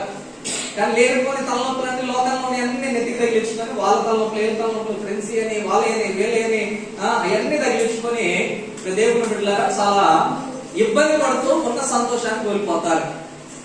నువ్వు అటువంటి ఇబ్బందుల్లో పడకుండా మంచి సంతోషం, దేవుడిచ్చే సంతోషంలో నువ్వు స్థిరంగా ఉండాలంటే నీకెవరి తోడు కావాలంటే దేవుని యొక్క తోడు నీకు కావాలి. అర్థమవుతుందా? మీ అందరికీ గుర్తుందో లేదో, కోవిడ్ టైంలో, కరోనా టైంలో మదనపల్లి, చిత్తూరు డిస్ట్రిక్ట్ మదనపల్లిలో ఒక ఇన్సిడెంట్ జరిగింది. గుర్తుందా? న్యూస్ లో చూసారా? కోవిడ్ వచ్చింది తెలుసా? కరోనా వైరస్ తెలుసా? అసలు ఇట్లో ఒప్పచ్చు కదా, తలకాయ ఒప్పట్లేదు, నోటితో సమానం లేదు. ఏం పెట్టారు మధ్యాహ్నం? మీకు కూరగాయలు పెట్టారు. పంపిస్తే కూరగాయలు పెడితే మీటింగ్ అవుతారులే. దేవుని స్తోత్రం కలుగురు కాక. హల్లెలూయా. చెప్పాలన్నా, కోవిడ్ వచ్చిందా లేదా? కోవిడ్ టైంలో చిత్తూరు దగ్గర మదనపల్లిలో, మీ అందరూ గుర్తుందో లేదో, వాళ్ళ నానేమో గవర్నమెంట్ లెక్చరర్. ఆయన మంచి లెక్చరర్, ప్రొఫెసర్. అమ్మగారేమో ఆమె ఎందులోనూ గోల్డ్ మెడల్ ఇస్తాం. ఆమె కూడా ఏదో సైన్స్ సంబంధించిన ఏదో పిహెచ్డీలో గోల్డ్ మెడల్ తీసుకుంది. ఆమెకి ఇద్దరు కూతుర్లు అయితే వాళ్ళు ఏం చేశారంటే, ఆ కోవిడ్ టైంలో లాక్డౌన్ కదా, అందరు ఇంట్లోనే ఉంటారు కదా, వాళ్ళు పిచ్చి పుస్తకాలు ఏదో చదివేవాళ్ళంట. ఆ పుస్తకాల్లో ఏముందంటే, మీ ఇంట్లో మీ బిడ్డలు చంపేసి మళ్ళా మీరు చంపేసుకుని దేవుడికి అప్పగిస్తే మరలా పుట్టేటప్పుడు వాళ్ళు దేవుళ్ళే పుడతారు. ఇక మీ ఇంట్లోనే దేవుళ్ళు పెడితే మీకు మొత్తం సంతోషమే, ఆనందంగా. ఏదో మొత్తానికి చదివారు, సంథింగ్ రాంగ్ బుక్స్ ఏదో చదివారు, రాంగ్ డైరెక్షన్ వెళ్ళిపోయారు. సో లాక్డౌన్ అప్పుడు ఎవరు చూసేవాళ్ళు లేరు, అడిగేవాళ్ళు లేరు, పట్టించుకునేవాళ్ళు లేరు. వాళ్ళ పిల్లలకు కూడా ఇది బాగా ఇది బుర్రకెక్కిచ్చేసారు. వాళ్ళు కూడా ఏం చేశారంటే, సరే అమ్మా, మమ్మల్ని మీ ఇద్దరు కలిసి పూజలు చేసి నైట్ చంపేటాను ముహూర్తం కూడా పెట్టుకున్నారా? దేవుడు బిడ్డలారా, మీరు అందరూ ఎంతమంది ఈ వార్త గుర్తుందో లేదో కానీ, ఆ ఇద్దరు తల్లిదండ్రులు ఏం చేస్తారు తెలుసా? ఒక రాత్రి పూజలు చేసి వాళ్ళిద్దరు బిడ్డలు నగ్నంగా, వస్త్రాలు లేకుండా, ఒక ఆమెనేమో డంబెల్ తీసుకొని డంబెల్తో గుద్ది చంపేశారు.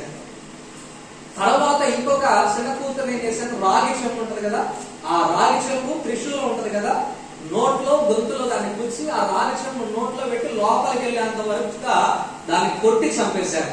కన్న తల్లిదండ్రులు, ఒక తల్లి ఏమో గోల్డ్ మెడలిస్ట్, తండ్రి ఏమో ఆయన ఉన్నతమైన చదువు చదివి గవర్నమెంట్ ఎంప్లాయీస్. వాళ్ళిద్దరు కన్న బిడ్డలు వాళ్ళే చంపుకున్నారు. ఒక 2-3 రోజుల తర్వాత వాసన వస్తా ఉంది. చుట్టుపక్కల వాళ్ళు సమాధానం చెప్పి సమాచారం పోలీసు వాళ్ళకి ఇస్తే పోలీసు వాళ్ళు వెళ్ళారు. అప్పుడు ఆమెను అడిగితే వాళ్ళు చెప్తున్న సమాధానం ఏంటో తెలుసా? మా పిల్లల్ని మేము ఎందుకు చంపామంటే, వాళ్ళు రేపు ఇదిగో వచ్చే పౌర్ణమికి వాళ్ళు దేవుళ్ళే కొడతారు, కలియుగం అంతమైపోతుంది, వాళ్ళు దేవుళ్ళే కొడతారు, వాళ్ళు పుట్టిన తర్వాత ఇక ఆనందం అంతా మా కుటుంబంలోనే, సంతోషం అంతా మా కుటుంబంలోనే అని చెప్పి పిచ్చిగా మతస్థిమితం లేకుండా మాట్లాడుతూ ఉన్నారు. ఇప్పటికీ కూడా Madanapalle Chittoor incident, daughters father and daughters murder కొట్టండి, యూట్యూబ్ వచ్చేసింది ఆ వీడియో కావాలంటే. అలాంటి భయంకరమైన సంఘటన ఒకటి జరిగింది. ఎందుకు రాయి చేశారంటే, ఆ ఉన్నతమైన చదువు జరిగిన ఆ తల్లిదండ్రులు ఏం చెప్తారు తెలుసా? మాకు నిజమైన సంతోషం కావాలి, మా ఇంట్లో నుండే దేవతలు పుట్టాలి, దేవుళ్ళు పుట్టాలి, అందుకే మా పిల్లలు చంపేస్తున్నాం అని చెప్తున్నారు. నిజమైన సంతోషం ఇట్లాంటి మూర్ఖపు పనులు చేస్తే రాదు. నిజమైన ఆనందం ఇట్లాంటి మూర్ఖపు పనులు చేస్తే రాదు. నిజమైన సంతోషం, నిజమైన ఆనందం ఎలా వస్తుందంట? దేవుని సన్నిధి నీకు తోడుగా ఉంటే వస్తుంది. నువ్వు దేవుని దగ్గరకు వస్తే వస్తుంది. నువ్వు దేవుడిలో ఉంటే వస్తుంది. ఆ దేవుని సన్నిధి నీకు తోడుగా ఉంటే వస్తుంది. దేవుని స్తోత్రం కలుగునుగాక. అంటే స్తోత్రాలు చెప్పండి ఒకసారి. స్తోత్రాలు చెప్పాలి. అందుకే మనందరికి సుపరిచితమైన పాట ఒక సాంగ్ ఉంటది కదా, నీ సన్నిధానములో సంపూర్ణ సంతోషం, నిన్ను ఆరాధించుకునే విలువైన అవకాశం. నీ సన్నిధానంలో సంపూర్ణ సంతోషం, నిన్ను ఆరాధించుకునే విలువైన అవకాశం.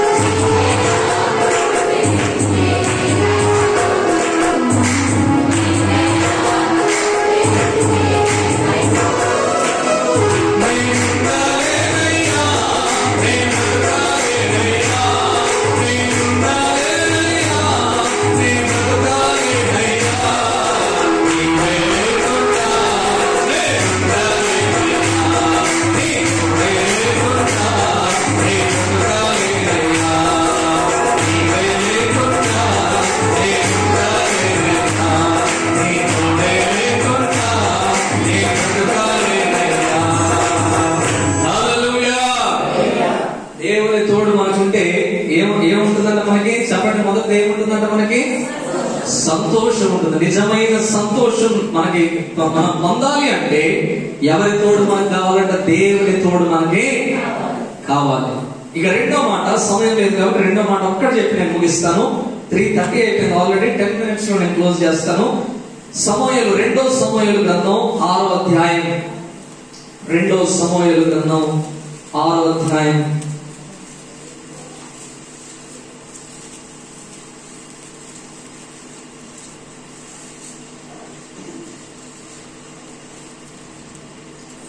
పదకొండు నుండి 11-12 వచనాలు చదవండి. 2వ సమూయేలు గ్రంథం 6వ అధ్యాయం 11-12 వచనాలు. యెహోవా మందసము 3 నెలలు గిత్తీయుడగు ఓబేదెదు ఇంటిలో ఉండగా యెహోవా ఓబేదెదును అతని ఇంటి వారందరినీ ఆశీర్వదించెను. ఇదిగో దేని వల్ల నేను ఆశీర్వదింపబడింది? చదవండి. దేవుని మందసం ఉండుట వలనే యెహోవా ఓబేదెదోము ఇంటి వారిని అతనికి కలిగినదంతటిని ఆశీర్వదించుచున్నాడన్న సంగతి దావీదుకు వినబడగా దావీదు పోయి దేవుని మందసమును ఓబేదెదు ఇంటిలో నుండి దావీదు పురమునకు ఉత్సవంతో తీసుకుని, ప్రైజ్ గాడ్, హల్లెలూయా. ఇక్కడ కూడా ఓబేదెదు అనే ఒక వ్యక్తి గురించి మనకు కనబడతా ఉంది. ఈ వ్యక్తి కూడా దీవింపబడ్డాడంట, ఆశీర్వదింపబడ్డాడంట. ఈయన దీవింపబడ్డాడు, ఈయన ఆశీర్వదింపబడ్డాడని ఎవరికి తెలిసిందంట? దావీదుకి. దావీదుకి తెలియగానే దావీదు ఏం చేశారంటే, ఒరే ఈ ఓబేదెదు నిన్నటిదాకా పేదోడు కదా, నిన్నటిదాకా ₹1 ఆస్తి లేదు కదా, ఉన్న తలక ఎలా ఇంతగా దీవింపబడ్డాడని ఆలోచన చేశారంట. ఇక్కడ జరిగిన సంగతి ఏంటంటే దేవుని బిడ్డలారా, దేవుని మందసం అంటే దేవుని మందిరంలో ఉండే ఒక పరికరం. ఈ దేవుని మందసం దేనికి సాదృశ్యంగా ఉందంటే దేవుని సన్నిధికి సాదృశ్యంగా ఉంది. హల్లెలూయా. దేవుని మందసం దేనికి సాదృశ్యం అంటే చెప్పండి గట్టిగా. దేవుని మందసం అంటే ఏంటి? దేవుని యొక్క, అందరు నోరు అందరూ చెప్పాలి. ఒక 10 నిమిషాలే మీరు మాట్లాడితే కొందరికి వెళ్ళిపోవాలి. మీరు వెళ్ళిపోదు కానీ నేను వెళ్ళిపోవాలి. మరి సాయంత్రం వేరే కార్యక్రమాలు ఉన్నాయి. తిరిగి దాన్ని చెప్పండి తొందరగా, స్పీడ్ గా కానిస్తారు. దేవుని స్తోత్రం కలుగును గాక. దేవుని మనసు అంటే ఏంటి? దేవుని యొక్క, నాతో పాటు చెప్పండి, నేను జనరల్ క్వశ్చన్ అడగను. గ్రూప్ 4 అయితే అందరూ రాశారు. ఇక్కడ మన రిజల్ట్స్ రాసారా? వచ్చిందా? ఏక రాయడం వరకే మన పని. మా సోడం పేరు రాయడం పని. దేవుని స్తోత్రం కలుగును గాక. హల్లెలూయా. మా చెల్లి పాపం, మా సిస్టర్ సుధారాజయ్య గారు వాళ్ళ అమ్మాయి నా బీటెక్ అప్పటి నుండి రాస్తుంది. ఇప్పటికి ఒక 7-8 సంవత్సరాలు అనుకుంటా. రాయడం వరకే ప్రార్థన చేయడం వాళ్ళ అమ్మ ఉన్నది. కలిపి ఎవరన్నది దేవుడు. దేవుని స్తోత్రం కలుగును గాక. ఆమె సివిల్స్ గ్రూప్స్ చాలా కష్టపడింది. మనం అంత కష్టపడే వాళ్ళం కాదు. దేవుని స్తోత్రం కలుగును గాక. హల్లెలూయా. ఎప్పటికీ ఆకులు, తేడ పనులు, తోల వాళ్ళని గెలుపుకొని గొడవలు పెట్టుకోవడం. ఇక్కడికి ఈ రోజు రావాలి 7 రోజులు ఊత కొట్టుడు కొట్టేవాడు అనమాట. పిచ్చి కొట్టుడు అనమాట. ఆయన పట్టణం వల్ల ఈ రోజు ఇలా అయ్యానేమో అనిపిస్తుంది కొన్నిసార్లు, ఎన్నోసార్లు అనమాట. తీసుకెళ్ళిపోతాడు. ఒక రోజు అయితే ఎగిరెగిరి అంటున్నాడు. దేవుని స్తోత్రం కలుగును గాక. హల్లెలూయా. అవన్నీ ఎప్పుడు మర్చిపోయాడు. ఇప్పుడు కారులో వెళ్ళేటప్పుడు మాట్లాడుకుంటా ఉంటాం అనమాట. అలా పెట్టారు, ఇలా పెట్టారు అని మాట్లాడుకుంటాను మాయనే. అలా ఉంటుంది అనమాట. చాలా అంటే నేను చేసే పనులు అలానే ఉండేది, వాళ్ళు తినడం అలానే ఉండేది, పట్టుకోవాలి అలానే ఉండేది. దేవుని స్తోత్రం కలుగును గాక. సరే, దాని విషయం కాదు కానీ ఒబేదేదు దగ్గరకు వద్దాం. మనందరం కూడా ఒబేదేదు ఇంటికి ఏమొచ్చిందంటే దేవుని యొక్క గట్టి చెప్పండి, ఏమొచ్చిందంటే దేవుని యొక్క దేవుని మందసం. అంటే ఏంటిది? దేవుని యొక్క సన్నిధి. ఇప్పుడు ఒబేదేదు ఎవరంటే ఒక లేవీయుడు. దేవుని మందసం ఎవరు పట్టుకోవాలంటే కేవలం లేవీయులు మాత్రమే పట్టుకోవాలి. వేరే ఎవరు పట్టుకున్నా వారు సరిపోతారు. దేవుని మందిర పరిచయం ఎవరు చేయాలంటే లేవీయులు మాత్రమే చేయాలి. వేరే గోత్రపు వారు, వేరే వంశపు వారు ఎవరు చేయడానికి వీల్లేదు. అయితే ఆ రోజు ఏం జరిగిందంటే, ఆ మందసం తీసుకుని వెళ్తా ఉంటే అది ఆవురు అలా తిరుగుకుంటూ వస్తా ఉంది. దావీదు వచ్చాడు, మందసం తీసుకొని తన దగ్గరికి తన రాజ్యాన్ని తీసుకుని వెళ్తా ఉంటే ఒక దగ్గర ఆ ఎద్దు చక్రమో దాని కాలో ఏదో ఇబ్బంది పడి ఆ మందసం పడిపోతుంటే ఒక వ్యక్తి దాన్ని పట్టుకుంటాడు. లేవీయుడు కాదతను. వెంటనే ఆ మందసం పట్టుకోవడం వల్ల అక్కడికక్కడ అతను ఏమైపోయాడంట? చనిపోయాడు. దావీదు ఆ మనసు అక్కడ వదిలేసి ఇక ఊరుకు పాపం నాకొద్దురైంది, దేవుడు కోపం వచ్చినట్టుంది, నాకొద్దు మనసు, ఇప్పుడు అక్కడ పక్కన ఒబేదేదు ఒక లేవీయుడు ఉన్నట్టు ఆ ఇంట్లో పెట్టండి, నాకైతే మనసు వద్దని చెప్పి నేనేమైపోతానని భయమేస్తే దావీదు వెళ్ళి పారిపోయాడు. ఒక 3 నెలలు ఎక్కడ ఉందంటే ఆ మనసు ఎవరింట్లో ఉందంటే ఇప్పుడు ఒబేదేదు అనే అతని ఇంట్లో ఉంది. దేవుని మనసు అంటే ఏమని చెప్పారు? దేవుని యొక్క. ఇప్పుడు దేవుని సన్నిధి 3 నెలలు ఎవరింట్లో ఉంది? ఒబేదేదు ఇంట్లో ఉందంట. ఇప్పుడు దేవుని సన్నిధి అక్కడ ఉండడం వల్ల ఇంతకు ముందు ఆ మనసు అక్కడ పెట్టినప్పుడు ఒబేదేదు ఒక చిన్న గుడిసెలో ఉండేవాడు. అక్కడ నడవడానికి సరిగ్గా దారులు లేవు, కూర్చోడానికి సరిగ్గా వసతి లేదు. రాజుగారు వస్తే వేయడానికి ఒక ఫ్యాన్, ఒక లైట్, సరైన సౌకర్యాలు అక్కడ లేవు. కానీ కొన్ని రోజుల తర్వాత అక్కడ అంతా కూడా రోడ్లు పడ్డాయి, లైట్లు వచ్చాయి. ఒబేదేదు ఇల్లు పెద్ద ఇల్లు అయిపోయింది. ఇంతకుముందు చిన్న గుడిసె ఇప్పుడు పెద్ద బంగ్లా అయిపోయింది. ఆయన పరిస్థితి అంతా మార్చబడింది. ఆయన పరిస్థితి అంతా కూడా చాలా వేగంగా మారిపోయింది. 3 నెలల్లో మారిపోయింది. ఈ వార్త చుట్టుపక్కల వాళ్ళు చూసి ఎవరికి చెప్పారంటే వెళ్ళి దావీదుకి, అయ్యా నువ్వేమో మనసు ఉందని అక్కడ పడేసి వచ్చావు. ఆ మనసం అక్కడ ఉండడం వల్ల, దేవుని సన్నిధి అక్కడ ఉండడం వల్ల ఒబేదేదు ఆశీర్వదింపబడ్డాడు. ఆ మందసం దేవుని సన్నిధి అక్కడ ఉండటం వలన ఎవరు ఆశీర్వదింపబడ్డారంట? ఒబేదేదు ఆశీర్వదింపబడ్డాడు అన్న వార్త దావీదుకు వినబడినప్పుడు అప్పుడు దావీదు, అమ్మ దేవుని సన్నిధి అక్కడ ఉండేసరికి ఆయన దీవింపబడుతున్నాడు, నేను వెళ్ళి అర్జెంట్ గా తెచ్చి నా ఎవరి రాజ్యంలో పెట్టుకోవాలి, నా రాజ్యంలో పెట్టుకోవాలని అక్కడికి వెళ్ళి చూస్తే దావీదుకి అర్థం కావట్లేదండి. ఇంతకుముందు ఎక్కడ ఉండేది? ఎలా ఉండేది? అక్కడ చిన్న గుడిసె ఉండేది, సరైన రోడ్లు లేవు, ఆయన రథం వెళ్ళడానికి కావాల్సిన మార్గం అక్కడ లేదు, ఒక లైట్ లేదు, ఒక ఫ్యాన్ లేదు, ఒక వాటర్ సౌకర్యం లేదు, ఏమీ లేదు. ఇప్పుడు ఒబేదేదు పరిస్థితి మొత్తం మారిపోయిందంట. ఎలా మారిపోయింది? ఎందుకు మారిపోయిందంటే వారి ఇంట్లోకి ఏమొచ్చిందంట? దేవుని యొక్క సన్నిధి అక్కడికి వచ్చింది. దేవుని స్తోత్రం కలుగును గాక. ఈ రోజు ఏది నీ జీవితంలో ఉన్నా లేకపోయినా, ఫోన్ ఉన్నా లేకపోయినా, బండి ఉన్నా లేకపోయినా, నీకు గర్ల్ ఫ్రెండ్ బాయ్ ఫ్రెండ్ ఉన్నా లేకపోయినా, నీకు ఈ లోక సంబంధమైనవి, కొంతమంది చాలా మంది ఇప్పుడు యవనస్తులకు కావాల్సిందంటే 1 ఫోను, 2వ బండి, 3వ బట్టలు, ఇవి ఉంటే చాలు. అమ్మాయిలు అయితే మేకప్ కిట్లు, అంతేనా? దేవుని స్తోత్రం కలుగును గాక. హల్లెలూయా.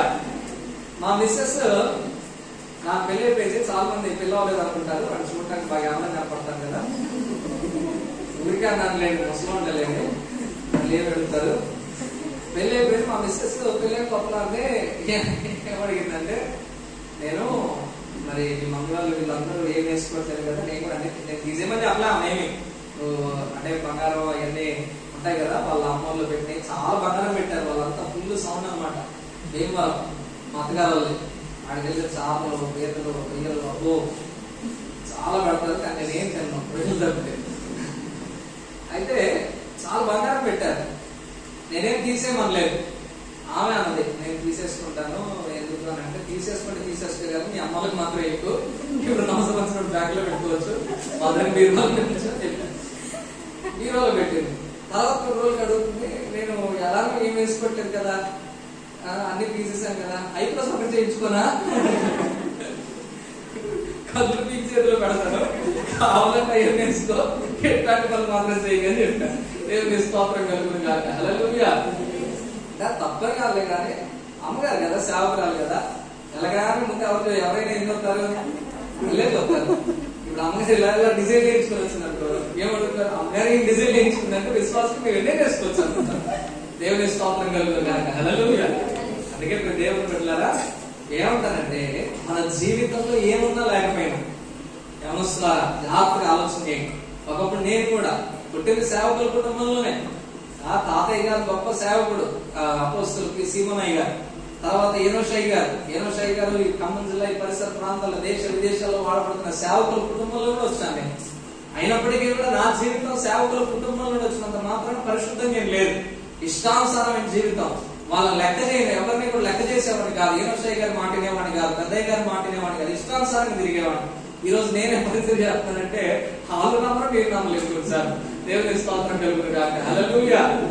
అయినా ఈ రోజు ఏనోషయ్య గారు ఒకప్పుడు ఆయన నన్ను తన్నిన వ్యక్తి, కొట్టిన వ్యక్తి, ఈ రోజు దేనికి పనికిరాన్న వ్యక్తి ఫోన్ చేసి, అరే మీటింగ్ పలానా దగ్గరికి ప్రసంగం చేసి అంటున్నాడు. దేవుని స్తోత్రం కలుగుతుంది కాక. హల్లెలూయా. దేవుని బిడ్డలారా, దేవుడికి మన జీవితాన్ని అప్పగించుకుంటే, ఒక్కరోజు ఒక శిల ప్రార్థన చేశారంటే, ఒకరోజు హైదరాబాద్ లో మీటింగ్ వెళ్ళినప్పుడు పాస్టర్ గారు, అక్కడ రాజేష్ అనే పాస్టర్ గారు వాక్యం చెప్తున్నారు. తగ్గిపోయిన కుమారుడు గురించి వాక్యం చెప్తా ఉంటే ఆ వాక్యం చాలాసార్లు విన్నాను ముందు కూడా. అయినప్పటికీ ఆ రోజు ఎందుకు కొత్తగా అనిపించింది. ఆ రోజు నేను ప్రార్థన చేసుకున్నాను, ప్రభువా నిజంగా నా జీవితం పట్ల కూడా ఏదో ప్రణాళిక కలిగి ఉంటావు కదా, నేను ఇలా తగ్గిపోయానేమో, ఇష్టం వచ్చినట్టు తిరుగుతున్నాను 2-3 సంవత్సరాల నుండి, నువ్వే ఏదో జీవితంలో మంచి ఉద్యోగంలో సేవ కోసం అని ఎప్పుడు ప్రార్థన చేయను, పరీక్ష చేయాలని ఎప్పుడు ప్రార్థన చేయను. కానీ దేవుడే ఆ పరీక్షల్లో మళ్ళా దేవుడి అవకాశం ఇచ్చి పరీక్షల్లో నిలబెట్టి ఈ రీతిగా నడిపిస్తా ఉన్నాడు. ఇప్పటికి సేవలోకి వచ్చి 7 సంవత్సరాలు అవుతా ఉంది. అనేక మందికి దేవుడి సేవ ఏ విధమైన వాక్యాలు వక్రీకరణ చేసుకుంటూ ఇష్టం వచ్చింది చెప్పుకుంటూ అలా ఎప్పుడు చేయలేదు. నమ్మకమైన పని, చేతనైన దాంట్లోనే నమ్మకమైన పని చేస్తూ దేవుని రాజ్యం కోసం వాడబడుతూ, దేవుని సేవ కొరకు వాడబడుతూ ముందుకు కొనసాగుతూ ఉన్నాం. దేవునికి మహిమ కలుగును గాక. ఈ రోజు మన జీవితాలు దీపింపబడాలంటే ఏమున్నా లేకపోయినా, ఒకప్పుడు నా దగ్గర బండి ఉంది, ఫోన్లు ఉన్నాయి, కావలసిన వ్యక్తులందరూ ఉన్నారు, అయినా సరే నా జీవితంలో ఏం లేదంటే సంతోషం లేదు, దేవుని యొక్క ఆశీర్వాదం అంతకంటే లేదు. వాటన్నింటినీ వద్దు అనుకుని ఉన్నా లేకపోయినా దేవుడు ఉంటే చాలని ఎప్పుడైతే అనుకున్నానో అప్పటి నుండి నా జీవితంలో ఏముంది, సంతోషం ఉన్నది. రెండోది ఏముందంటే దేవుడు ఇచ్చిన ఆశీర్వాదం ఉన్నది. ఈ రోజు మీ యవన జీవితాల్లో కూడా మీరు చేసే పనులు, మీరు చేసే ప్రయాణాలు, మీరు రాసే పరీక్షలు, మీరు చేసే ఉద్యోగ ప్రయత్నాలు ఏవైనా సఫలపరచబడాలి అంటే జాగ్రత్తగా ఆలోచించండి. ఒకటి, నీకు ఎవరి తోడు కావాలంట? ఎవరి తోడు కావాలి మనకి? గట్టి చెప్పాలి. స్త్రీలు, పురుషులు, యవనస్తులు అందరూ కలిసి చెప్పాలి. మనకి ఎవరి తోడు కావాలి? దేవుని సన్నిధి మనకి తోడుగా రావాలి. దేవుని సన్నిధి మనకి తోడుగా రావాలంటే నువ్వేం చేయాలి? యాకోబు రాసిన పత్రికలో చదివాం కదా, దానికి కూడా ఒకే ఒక ఫార్ములా ఏంటంటే, నువ్వు ఆయన దగ్గరికి, నువ్వు దేవుని యొద్దకు రా, అప్పుడు ఆయన నీ యొద్దకు. ఇప్పుడు దేవుని యొద్దకు వచ్చావు, దేవుని సన్నిధికి నీకు తోడుగా వస్తే నీకు జరిగేది ఏంటంటే, ఒకటే నీ జీవితం దేంతో నిండిపోతుందంట? సంతోషంతో నిండిపోతుంది. రెండోది నీ జీవితంలో ఏం దొరుకుతాయి? దేవుడు ఇచ్చే దీవెనలు దొరుకుతాయి. ఒబేదేవు జీవితంలో అదే దొరికింది. మనందరి జీవితాల్లో కూడా అంటే దీవెనల శాతం మనం నింపబడతాం. కాబట్టి ఈ విషయాలు మధ్యలో ఉంచుకోండి. యవన బిడ్డలందరూ కూడా మనల్ని అపవాది చాలా బలంగా ప్రయత్నం చేస్తూ ఉంటాడు పాడు చేయాలని. ఎందుకంటే ఒక్క యవనస్తుని పాడు చేస్తే వాడే ఇంకో 10 మందిని పాడు చేస్తాడని సంగతి అడిగి తెలుసు. కాబట్టి అందుకే అపవాది మనల్ని పాడు చేయాలని బలంగా ప్రయత్నం చేస్తూ ఉంటాడు. కాబట్టి మనం ఎక్కువ సమయం ప్రార్థనలో, ఎక్కువ సమయం వాక్యంలో, ఎక్కువ సమయం దేవుని మందిరంలో, ఎక్కువ సమయం సేవకులతో గడిపితే చాలు మన జీవితాలు బాగుపడతాయి, దీవింపబడతాయి, ఆశీర్వదింపబడతాయి. కాబట్టి అటు రీతిగా ఈ రోజు నుండి అయినా ఒక ప్రాక్టీస్, ఒక ప్రయత్నంలోకి రండి. తద్వారా దేవుడు మన జీవితాలు దీవిస్తారండి. కృపా దేవుడు మనందరికి అనుగ్రహించును గాక. ఆమేన్. తలలు ఉంచుదాం, కళ్ళు మూసుకుందాం, ప్రార్థన చేసుకుందాం. Praise Lord. హల్లెలూయా, హల్లెలూయా.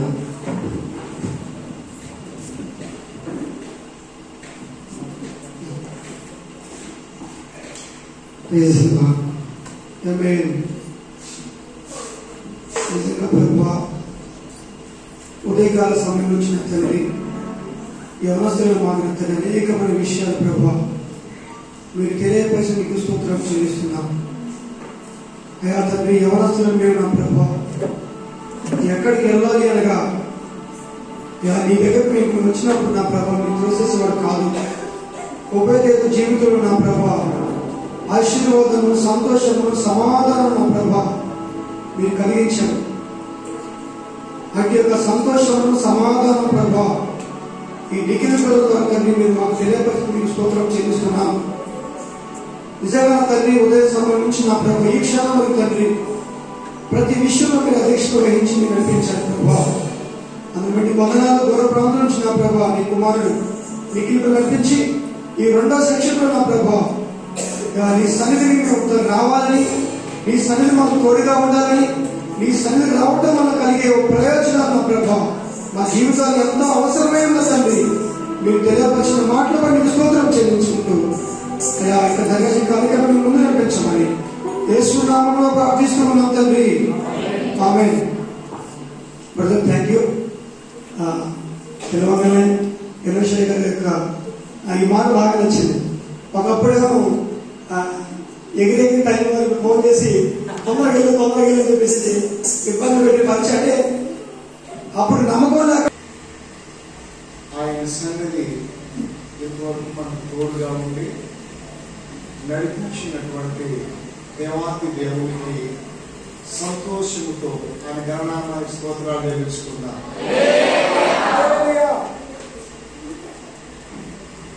యూత్ మీటింగ్స్ అంటే చాలా విలువైనవి. స్వస్థత మీటింగ్స్ అన్నా, వేగం సభలన్నా, మరి అభిషేక ఆరాధనలన్నా చాలా మంది ప్రజలు తండోపులుగా వెళ్తారు. యూత్ మీటింగ్స్ అనగానే కొంతమంది వెనకాడుతుంటారు. ఎందుకు ఆడతారంటే, నేను 40 సంవత్సరాల నుంచి అనుభవం కలిగినటువంటి వాడు. అక్కడికి వెళ్ళిన తర్వాత క్రమశిక్షణ, మార్పు చేర్పులు జరుగుతూ ఉంటాయన్నమాట. ఇప్పటిదాకా అయ్యగారు చెప్తాను. కనుక యూత్ మీటింగ్స్ చాలా మంది వెళ్ళరు. కానీ ఏ వ్యక్తినైతే దేవుడు వెనుకున్నాడో, లేకపోతే తల్లి గర్భంలో ఉన్నప్పుడు ఆయన కనులు చూశాయో, ఆ ఆత్మ ఆ వ్యక్తిని తాకుతూ ఉంటాడన్నమాట. కొంచెం నప్పటడుగులు వేస్తూ ఉన్నప్పటికీ, అతనికి ఆటంకాలు, అభ్యంతరాలు ఉన్నప్పటికీ దేవుని ఆత్మ పులికొలిపి రేపుతో దేవుడు నడిపిస్తూ ఉంటాడు. చాలా మంచిది. నాకు బాగా నచ్చింది. అబ్బాయి యూత్ మీటింగ్స్ అనగానే దేవుడు పని అంటే వారు, వీరు, ఇంకొకరు అనేది ఉండదు. ఈ పొగడకాలు, చెప్పటాలు ఇట్లా నాకు నచ్చదు. ఏదైతే కొందరిని దేవుని వైపు మళ్లించే అటువంటి ప్రవక్తలు ఉండాలి, యూత్ ఉండాలి, లీడర్ ఉండాలి, నాయకులు ఉండాలి, గ్రామంలో ఉండాలి, సంఘంలో ఉండాలి, సమాజంలో ఉండాలి. అటువంటి వారికి నేను చాలా ఎట్లా ఉంటుందంటే, వారికి నేను చాలా విధానంలో ఇంకా వారు ముందు చేయాలని వారికి నేను జీవితమిస్తూ ఉంటాను. ఎందుకంటే ఎవరు చేసినా కూడా ఆత్మలను దేవుని సన్నిధిలో రక్షించడానికి చేస్తున్న సేవకాన్ని మంచిది. మరి అబ్బాయి తీసుకున్నటువంటి నిర్ణయాన్ని మనస్ఫూర్తిగా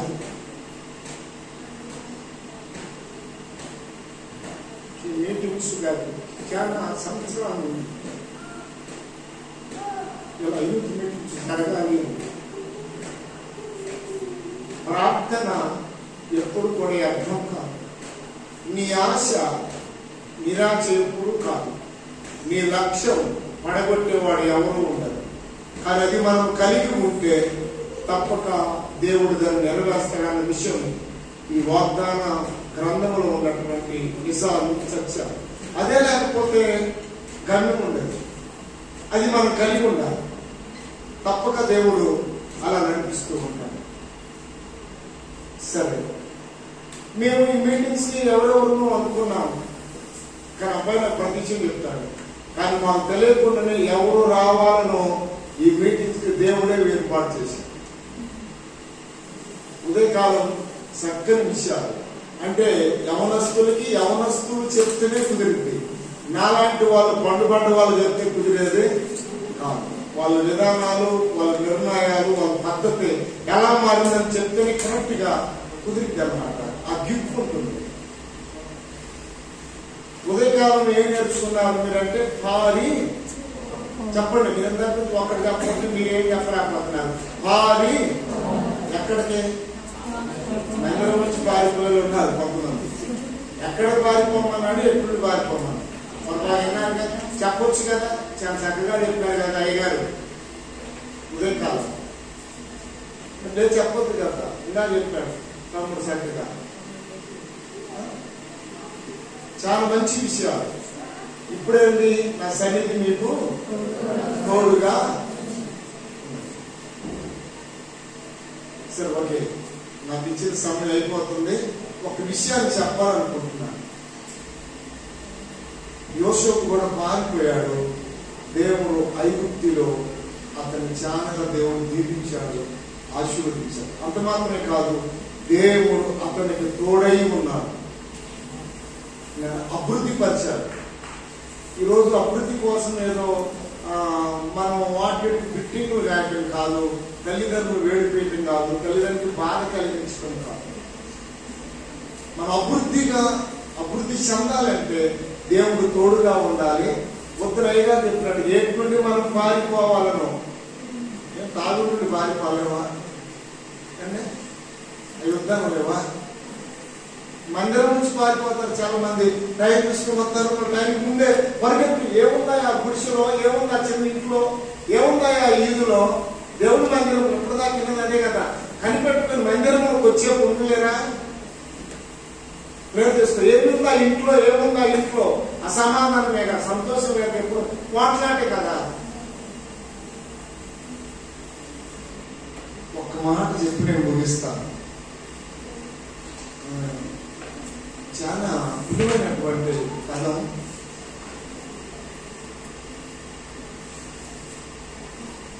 మంచికి మించిన పూజ లేదు. అంటే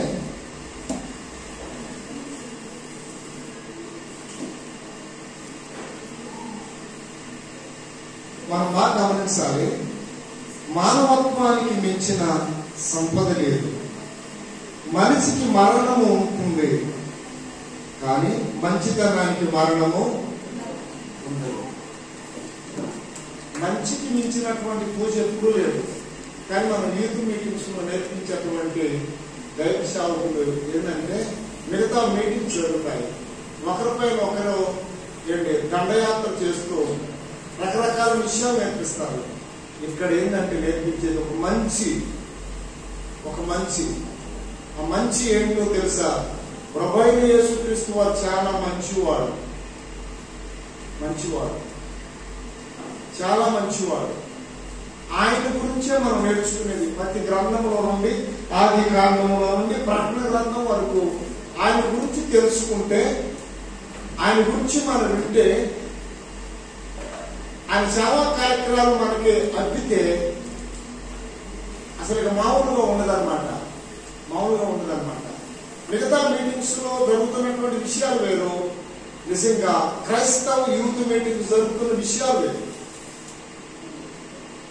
ఎందుకంటే ఒక మంచిని గురించి, మానవత్వాన్ని గురించి, ఒక త్యాగాన్ని గురించి, ఒక మంచి సమాజానికి ఉపయోగపడాలి, ఇంటికి ఉపయోగపడాలి, మనకు మనం ఉపయోగపడాలి. ఇలా పనులు ఎంతమంది ఉన్నారు?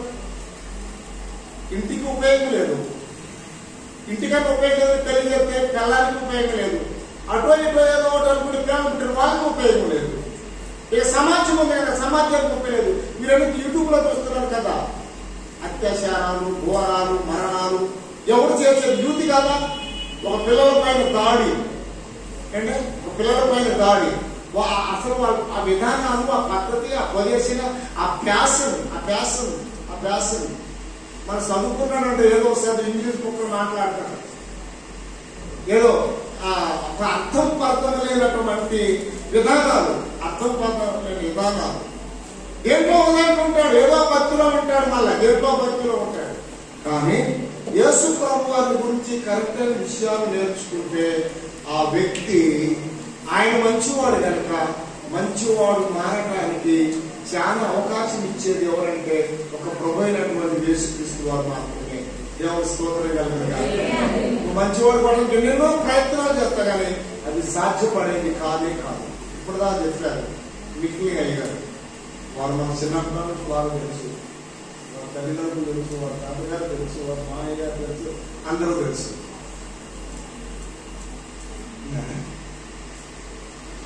ఎందుకంటే ప్రతి వ్యక్తి అనుకుంటాడు నేను మంచిగా బ్రతకాలి, నా కుటుంబం మంచిగా ఉండాలి, మంచి పేరు రావాలని. ఆ పేరు కోసం పోగులాడుతూ ఉంటాడు. అది ఎవరి వల్ల లభించదు, వచ్చేది కాదు. అది ఒక రావాలి అంటే ఒక ప్రభు అయినటువంటి యేసుక్రీస్తు వారి ద్వారానే మానవ జీవితానికి లభిస్తున్నటువంటి విషయమే పరిశుద్ధ గ్రంథము చెప్తున్నటువంటి సత్యాన్ని మనం గమనిస్తున్నాం. కాబట్టి నేను ముగిస్తున్నాను. లోక రాసిన సువార్త ఒకసారి తీయండి. ఒక్క విషయాన్ని 2వ అధ్యాయము 52వ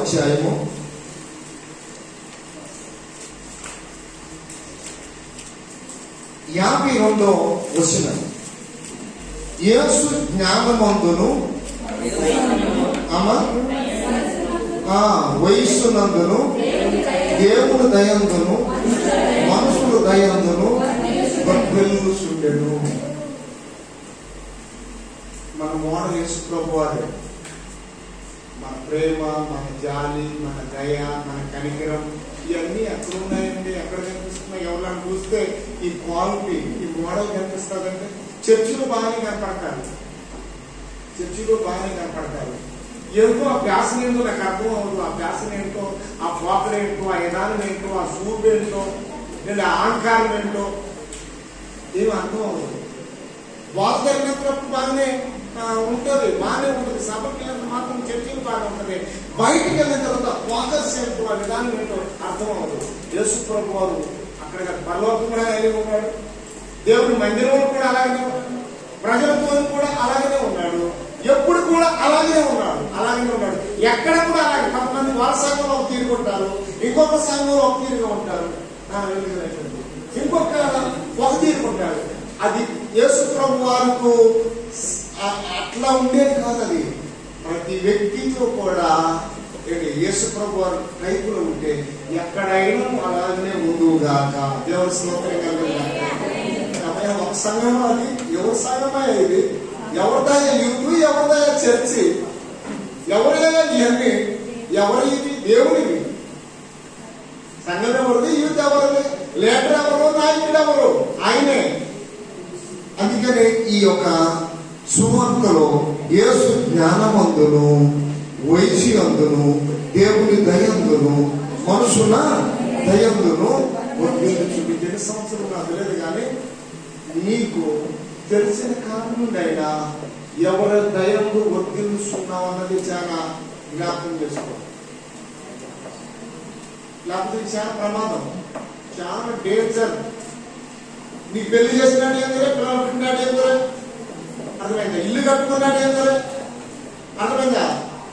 నువ్వు రక్షించబడ్డాడు ఏం సరే, ప్రతి వారం తీసుకున్నా లేకపోతే ఒకసారి బట్టి తీసుకున్నాడు ఏం సరే, ఇది చాలా ప్రమాదకరమైన విషయం.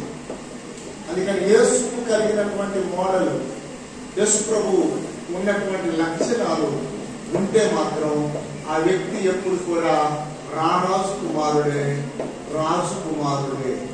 అన్న విషయం మనం ఎప్పుడు కూడా మర్చిపోకూడదు. మంచిది.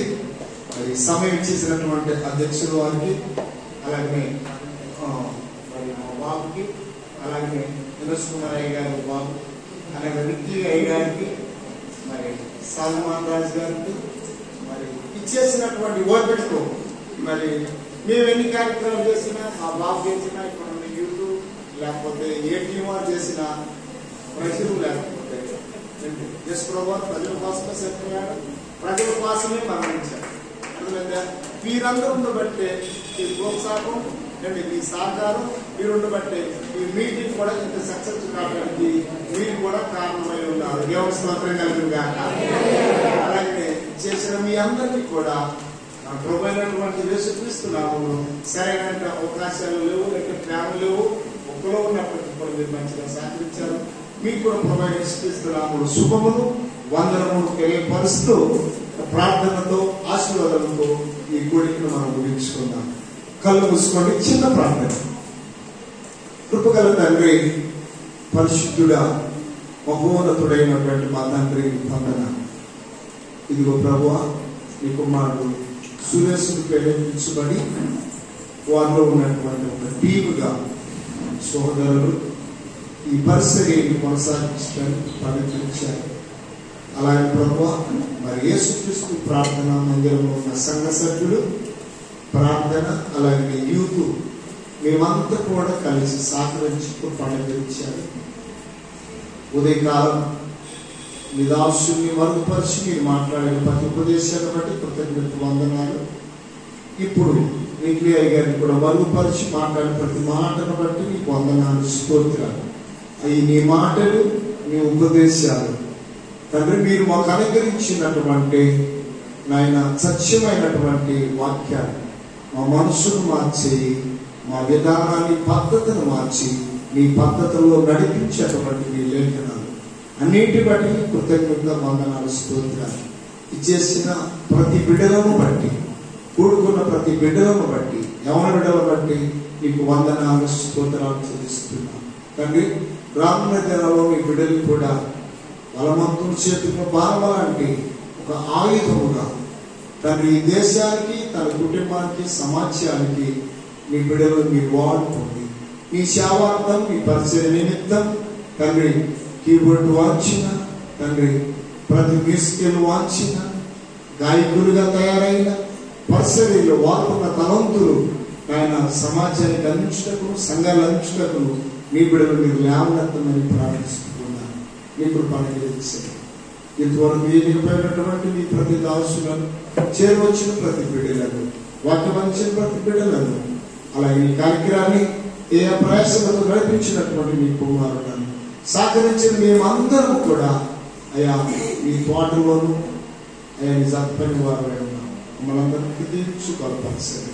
సమాధానంతో, ఐక్యతతో ప్రతి పనిని కూడా తండ్రి తుదముట్టించుటకును ఆయన నిజముగా నీ పనిని పూర్తిరిగి అయా నీ రాజ్య వారసులుగాను తండ్రి నీ రాకడ వరకు మా జీవిత కాలమంతా ఇలాంటి పద్ధతులు ముందుకు తీసుకుని వెళ్ళడానికి పనికిరించమని, నీ సన్నిధి నీ ఆత్మ ప్రత్యక్షత మా తోడుకుని నడిపించమని ప్రభువును రక్షకుడైన యేసయ్య నామములో ఈ ప్రార్థన చేస్తూ పొంది ఉన్నామని నమ్ముస్తున్నాము పరమ తండ్రి. మన తండ్రి అయినటువంటి దేవుని ప్రేమ, కుమారుడైన యేసుక్రీస్తు వారి కృప, పరిశుద్ధాత్మని కలిగి సమాసమును సమాధానమును కూడుకున్న మనకి సకల పరిశుద్ధులకును ఇప్పుడు నువ్వు ఎల్లప్పుడు సదాకాలము తోడై నడిపించుగాక. యేసు రక్తమే జయం.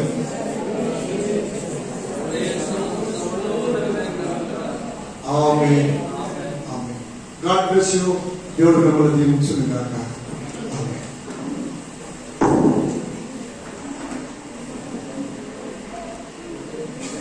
ఈ ఆరాధనతో ముగించబడింది. దూర ప్రాంతం నుంచి, ఖమ్మం నుంచి, పాల్వంచ నుంచి, సిరిపురం నుంచి, ఇంకా తదితర ప్రాంతం నుంచి మీ అందరూ కూడా ప్రభువైన యేసు నామములో